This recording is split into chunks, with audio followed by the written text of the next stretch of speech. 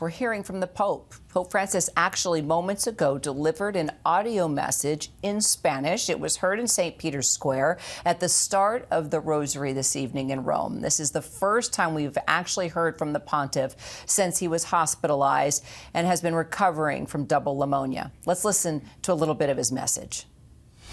Agradezco de todo corazón las oraciones que hacen por mi salud desde la plaza. Let's bring in our senior national correspondent, Terry Moran, who has been following the Pope's condition. It's good to hear his voice. I wish I could understand him, Terry. Well, I had the message. First, I don't think his audio people did him a great service. He's clearly just talking into a phone, and they could have brought in something and recorded it, but it's clearly may have been spontaneous. There was no sense that he was going to do this. I was up there a little bit closer when it was read, and you can hear the sound clearly of a man who's going through something very serious with his health. That kind of breathlessness, we were hearing a little bit of it before he went into the hospital 3 weeks ago. It's clearly worsened and is typical of someone with a respiratory condition. Here's what he said in Spanish to the people gathered there.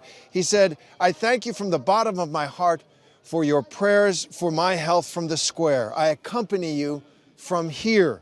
May God bless you and the Virgin protect you. Thank you." So that's what he had to say. You know, you bring up a good point, Terry. He sounds fragile, and I'm curious, why do you think that the Holy Father decided to deliver this message now? I know, yesterday was Ash Wednesday. We're approaching Easter. It's a very spiritual time for people of faith, but also, he's not leaving the hospital, and a lot of people are very concerned about his condition. And there's no question that one of the reasons he wanted to do it was just to send the message, "I'm with you," as he says.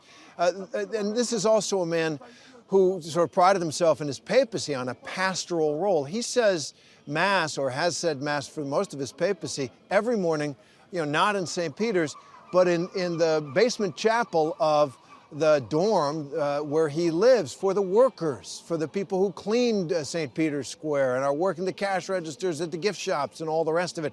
He's somebody who likes to have that contact, and clearly he missed it.